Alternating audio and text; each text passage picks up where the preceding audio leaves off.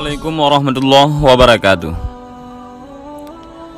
Nabi Muhammad SAW adalah Nabi dan Rasul terakhir yang ditugaskan Allah untuk menyampaikan risalah langit kepada umat manusia. Agama Islam yang dibawa Nabi Muhammad SAW adalah penyempurna dari agama yang dibawa para Nabi dan Rasul sebelumnya. Beliau menyebarkan agama Islam kepada umatnya dengan penuh perjuangan. Nabi Muhammad SAW mengalami hidup yang berliku meski menjadi manusia istimewa dan pilihan Allah.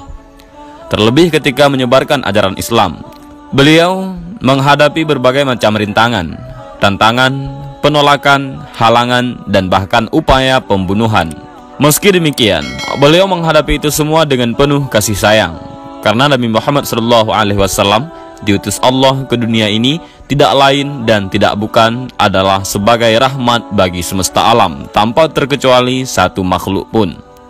Dalam salah satu ayat Al-Quran, Allah juga menegaskan bahwa dalam diri Nabi Muhammad SAW terdapat suri teladan yang baik, uswah hasanah.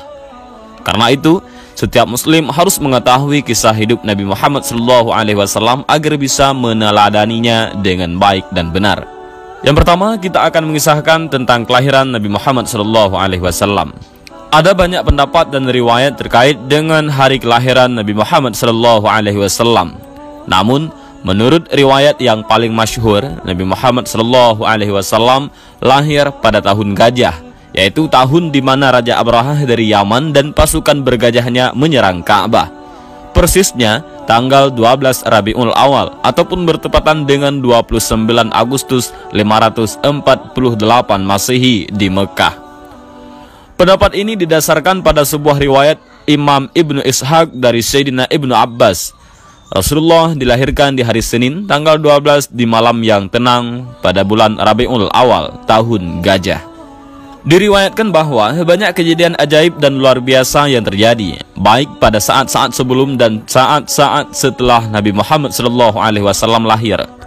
Pada malam menjelang kelahiran Nabi, pintu-pintu surga dibuka lebar, pintu-pintu neraka ditutup rapat-rapat, ribuan malaikat turun ke bumi, bulan terbelah, bintang-bintang bersinar terang, dan burung-burung yang penuh cahaya memenuhi rumah Sayyidah Aminah, ibunda Nabi Muhammad SAW. Sementara sesaat setelah Nabi Muhammad SAW lahir, jin tidak bisa lagi mengintip berita langit. Arash bergetar hebat, seluruh langit dipenuhi cahaya sehingga menjadi terang. Istana Kisra berguncang begitu dahsyat sehingga menyebabkan 14 balkonnya roboh. Api abadi yang disembah umat Majusi padam, gereja di sekitar Buhairah roboh, dan bahkan Ka'bah juga ikut bergetar selama 3 hari karena bahagia menyambut kehadiran Nabi Muhammad SAW. Nama Nabi Muhammad SAW bukanlah pemberian manusia. Beliau adalah nama yang disampaikan Allah kepada ibundanya Sayyidah Aminah dan kakeknya Abdul Muttalib melalui malaikat dan isyarat mimpi. Dalam satu riwayat seperti tercantum dalam As-Sirah An-Nabawiyah karya Ibnu Hisham, Sayyidah Aminah didatangi malaikat ketika sedang mengandung. Kepada Sayyidah Aminah, malaikat tersebut menginformasikan bahwa anaknya yang berada dalam kandungan itu adalah pemimpin umat dan meminta agar menamainya Muhammad. Begitu juga dengan sang kakek Abdul Muttalib. Beliau mendapatkan inspirasi nama Muhammad dari mimpinya. Jadi, pada saat cucunya lahir, Abdul Muttalib membawanya ke dalam Ka'bah dan bertawaf. Setelah itu, beliau keluar dan melewati kerumunan massa. Mereka kemudian bertanya kepada Abdul Muttalib perihal nama cucunya itu. Maka dijawablah kalau nama cucunya adalah Muhammad. Orang-orang kembali bertanya mengapa dinamakan Muhammad. Sebuah nama yang terdengar asing di telinga masyarakat Arab pada saat itu, karena tidak seorang pun dari nenek moyang dan bangsa Arab yang sebelumnya menggunakan nama itu. Sesungguhnya, aku sangat ingin semua penduduk bumi memujinya, jawab Abdul Muttalib. Secara bahasa, Muhammad berarti yang dipuji ataupun yang terpuji. Nabi Muhammad SAW adalah yatim piatu sejak kecil. Beliau ditinggal wafat ayahnya Sayyidina Abdullah ketika masih di dalam kandungan. Sang ayahanda jatuh sakit dan kemudian wafat dalam perjalanan balik ke Mekah setelah sebulan berdagang di Syam. Beliau kemudian dimakamkan di Madinah. Sementara sang ibunda Sayyidah Aminah wafat ketika Nabi Muhammad SAW berusia 6 tahun. Nabi Muhammad SAW hidup bersama sang ibunda selama 3 tahun, atau hingga beliau berusia 6 tahun. Saat usia 1 hingga 2 tahun, beliau hidup bersama dengan sang ibu susuannya, Sayyidah Halimah As-Sa'diyah, di kampung Bani Sa'ad. Waktu itu, keluarga Arab kota memiliki kebiasaan untuk menitipkan anak mereka yang baru lahir kepada perempuan desa ataupun gurun untuk disusui. Hal itu dilakukan agar anak mereka terhindar dari penyakit yang ada di wilayah perkotaan, agar anaknya memiliki tubuh yang sehat, dan agar anak-anak mereka fasih dalam berbahasa Arab. Begitupun dengan Sayyidah Aminah, beliau menitipkan anaknya Nabi Muhammad SAW kepada Halimah As-Sa'diyah beberapa saat setelah melahirkannya. Dengan demikian, Nabi Muhammad SAW menghabiskan masa anak-anaknya, yaitu masa balita, di kampung Bani Sa'ad.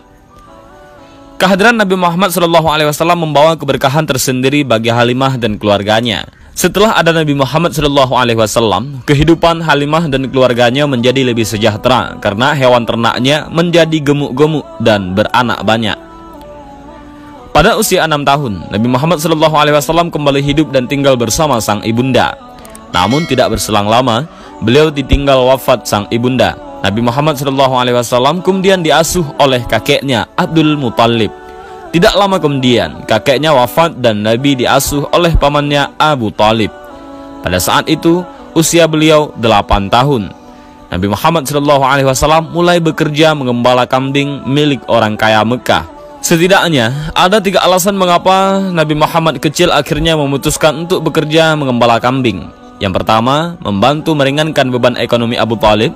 Yang kedua, mengembala kambing tidak butuh modal. Yang ketiga, Nabi Muhammad SAW senang berada di padang yang luas karena di sana beliau bebas merenungkan segala sesuatu secara mendalam tanpa ada yang mengganggunya. Beliau menjadi pengembala kambing kurang lebih selama 4 tahun. Pada saat usia 12 tahun, beliau diajak Abu Talib untuk ikut dalam kafilah dagang ke Syam. Sejak saat itu, beliau semakin menekuni dunia perdagangan. Hingga suatu ketika, seorang saudagar kaya Mekah, yaitu Sayyidah Khadijah, membuka lowongan kerja bagi siapa saja untuk menjajakan barang dagangannya.